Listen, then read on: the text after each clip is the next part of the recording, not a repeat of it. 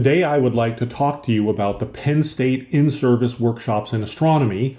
These are annual week-long summer workshops that we teach at Penn State that help high school teachers educate their thousands of students better about topics such as black holes, cosmology, stars, and the scientific method. And these workshops have a 25-plus year history of success here at Penn State University.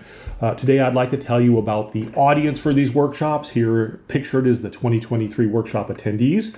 I'll tell you about how we teach the workshops, about how we assess the workshops and follow up on them, and then I'll end with some broader lessons learned about from teaching these workshops. Here are the two most recent workshops that we've taught on the lives and deaths of stars and black holes. These are advertising flyers for the workshops. You can email me if you have interest in being added to the distribution list for the workshops. In terms of the audience served, well, ultimately, we are aiming to improve student astronomy education in Pennsylvania, which is a large U.S. state, has about 13 million people, and Pennsylvania's neighboring states. Our overall approach is to teach the teachers, which is a high leverage approach, because each one of these teachers will go on to teach many hundreds or thousands of students in the coming years. Annually, about 12 to 18 teachers attend our workshops, and we make special effort to recruit teachers from underserved rural and urban school districts. They are supported with NSF scholarships, which cover travel, lodging, meals, and so on. And then the teachers also receive continuing education credit for the workshops. That requires workshop accreditation, but it's very valuable and helpful for the attending teachers. In terms of the instructors, well, in recent years, the main workshop instructors have been myself. I'm a professor at Penn State. Chris Palma, pictured here, who is a Penn State teaching professor and an author of astronomy education research articles.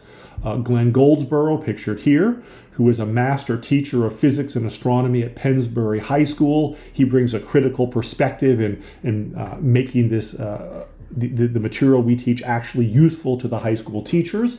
And the way things break down is generally I lead content lectures, and then Palma and Goldsboro lead hands-on activities and discussions on pedagogy and curriculum, and also lead nighttime observing and so on. In addition to the main instructors, well, the Penn State Department of Astronomy and Astrophysics, one of the largest USA astronomy departments, provides additional guest lecturers. And here pictured are three guest lecturers from our 2024 workshop on black holes. And these included postdoctoral scholars and professors who brought in their expertise and covered a number of other very interesting topics of importance to the workshops. In terms of standards, well, the workshop content, we put a lot of effort into aligning this with the next generation science standards and with the Pennsylvania so-called STEELS standards, which stands for the Science, Technology, and Engineering and Environmental Literacy and Sustainability standards. And in addition to sort of making sure we check the boxes in terms of content coverage with these standards, we also put in significant effort to illustrate effective applications of the scientific method. And we aim to show how science research actually gets done. And we have our department right around us. And so the teachers can witness a lot of scientific research getting done around them. So that's very important part of the workshop also. And just to sort of be a little more specific, I want to just highlight the black holes workshop that, again, we taught last summer. There were a number of content presentations. I taught these in general. I started off talking about source shield solution for black holes. I then talked about stellar fates and black hole formation. And then I talked about observations of black holes, both stellar mass black holes in our own galaxy, and then supermassive black holes, both in our galaxy and then in active galaxies, and then hibernating in other galaxies. And then after covering all that material, I moved on and talked about some selected topics of interest: spinning black holes, the no-hair theorem, black hole evaporation, singularities, and what goes on inside black holes, and so on. So those were the main topics covered. The teachers asked many questions about these topics as we went through them, so there was a lot of valuable back and forth, which enriched the whole experience for the teachers. In addition, of course, to this content presentations, of course, these activities that I've mentioned, again, led by Chris Palma and Glenn Goldsborough, are critical for the success of the workshops. There were activities on modeling black holes in the classroom, investigating stellar density and the compression of a star down to make a black hole with compressing down tinfoil balls. There were coverage of resources and activities to teach stellar evolution.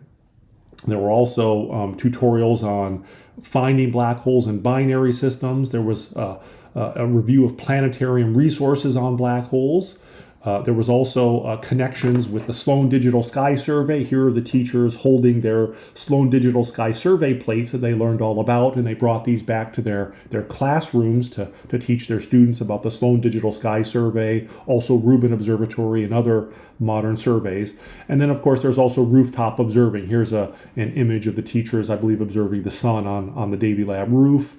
And then here is a nice activity that is done where Chris and Glenn put heavy weights on a stretchable cloth to sort of give the teachers a visual understanding of the curvature of space-time close to a black hole. So there's a number of critical activities which help to make the workshop successful. In terms of assessment and follow-up, well, number of points there. Well, after years of iterative improvements, the workshops now receive excellent formative and summative evaluation scores and comments. The attendees especially appreciate, according to their comments, the comprehensive and in-depth coverage that the workshops are able to provide. And the workshops have also been positively reviewed over the years by the Penn State Center for Science in the Schools, an independent center at Penn State, and also the Pennsylvania Space Grant Consortium. And after the workshops are completed, we strive to maintain contact with the teachers via social media groups and email so that we can help them if they need help putting out, preparing lesson plans and so on, and making sure the material gets out to their students. And it's gratifying to see that the workshops have indeed helped the attending teachers confidently teach astronomy concepts and prepare relevant lesson plans. And then, more broadly, in terms of lessons learned for the workshops, well, the workshops clearly are hard work, but they are highly rewarding. And iterative improvement year over year is critical. You won't get everything right the first year, but if you keep improving them, after a couple years, they can get to be very good. I found that year one of a new workshop is especially tough. It's like teaching a new classroom course, but without much of the standard university support framework, because these are often done outside the normal university curriculum. So there's a fair amount of bureaucracy that has to be done, in addition to all the classroom preparation work to make the workshop successful. It is also good to cross-pollinate the workshop material with one of your standard classroom courses. I teach a course on black holes for our undergraduates, and I can use that material to improve the workshops and then take the workshops and use them to improve my classroom teaching and so on. That's also very valuable. And then, well, for long-term success, I believe you may need to plan ultimately to develop content for 2 to 4 workshops. Otherwise, the teachers who have interest tend to saturate and the attendance can drop off. But if you have a variety of workshops, you can keep things vital and interesting for the teachers. And then it is also extremely helpful, as I've mentioned, to team up with education experts and a high school teacher. They give extremely valuable perspective, especially getting the direct inputs from a high school teacher as to, well, this approach will work and this approach will not work. That can help you avoid a lot of pitfalls.